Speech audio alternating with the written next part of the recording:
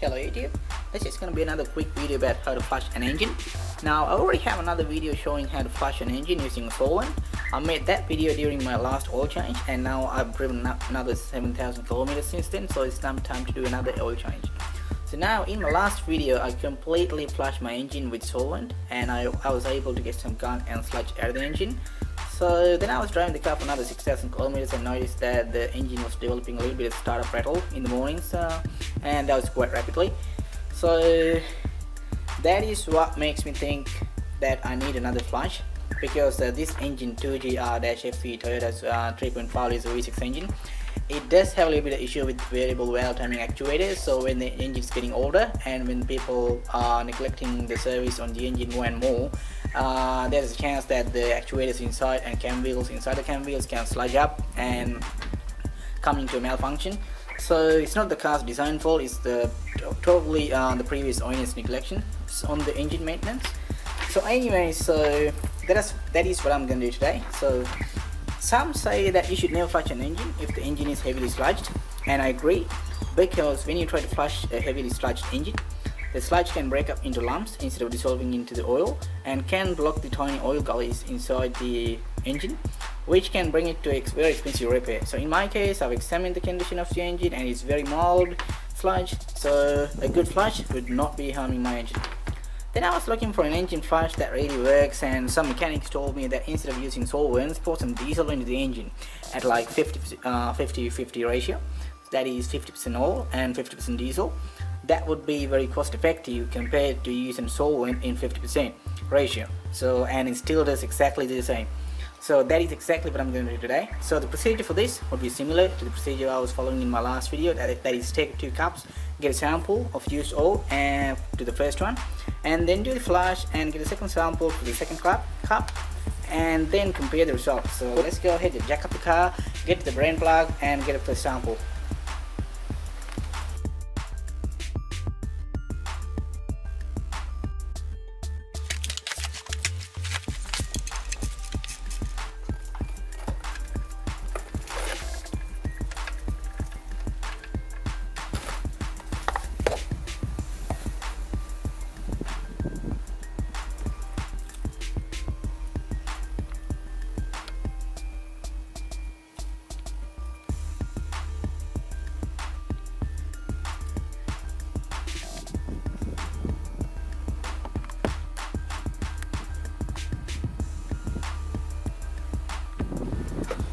So now I'm gonna put 50% diesel and 50% fresh oil.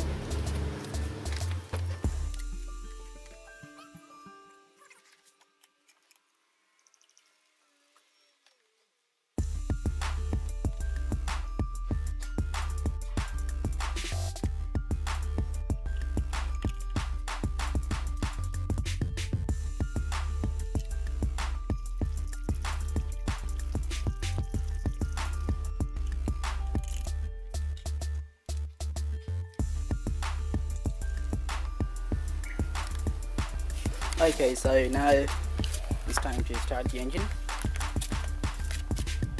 So it's 3:53 now, so I should be back in about 20 minutes.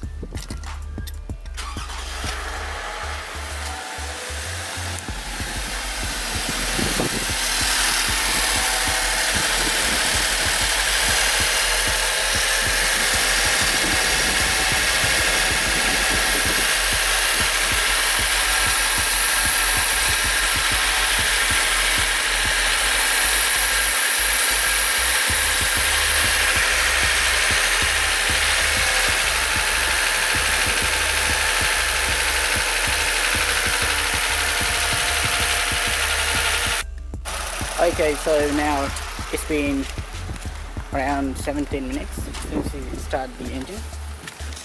So yeah, now it's 10:04, so roughly 17 minutes.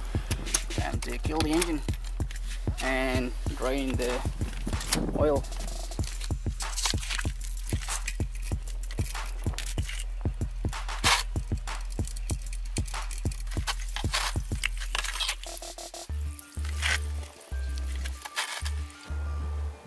Okay, here we go. So I made a bit of a mess, but that's not the big picture.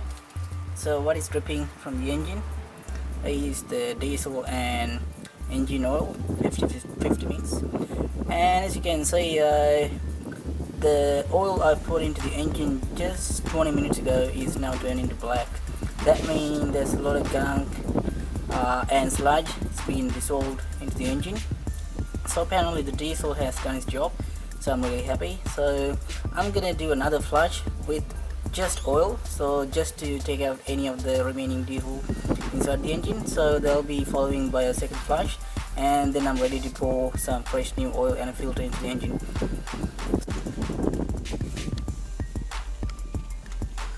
Just pull out the oil filter.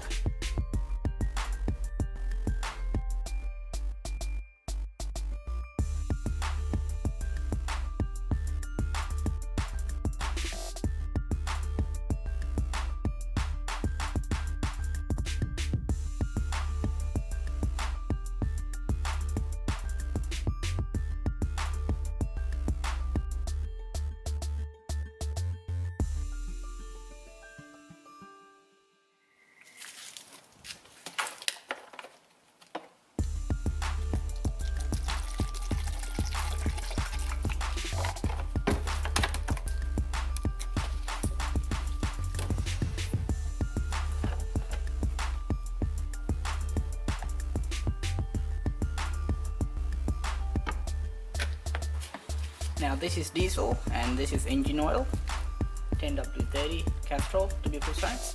So I'm going to mix them together.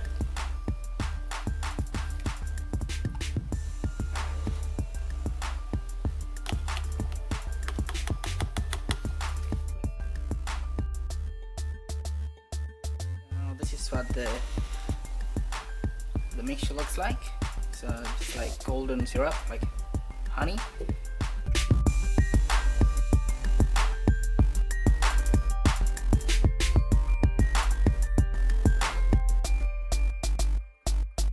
Now the conclusion. So this cup has our original used oil, so which has much thicker viscosity, as you can see. And this cup, it has the flush that we used, that we mixed up, 50% diesel and 50% engine oil, brand new engine oil. So we just made the mixture again into this cup, but look at the difference. So we only let the engine idle for 20 minutes. There's no way the engine was developing a lot of heat to make the oil go brown or blackish like this. So where all this color came from? Now I admit that some of this blackness came from old used oil, because when I drained the oil out of the drain plug, not every single drop of the old used oil was left out. Some of them was still remaining inside. So when we get the flush to work, so this mixture was dissolving all that, plus some of the sludge and all the other gunk. So this is our used oil sample. As you can see, that has some sludge and gunk dissolved into the oil, and now it's soaked up and solidified on the paper. And having the flush got some more sludge and gunk soaked up and solidified on the paper. So this is the sludge we would have missed if we didn't do the flush, and would still be floating around the engine, inside the engine. So it's a good thing that we flushed the engine. Okay, so now it's been a day since I flushed my engine, so now it's time to start the car.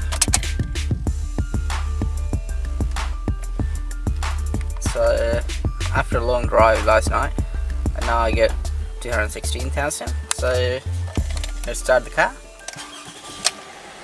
Alright, no more startup rattles. Let's go for a quick test drive.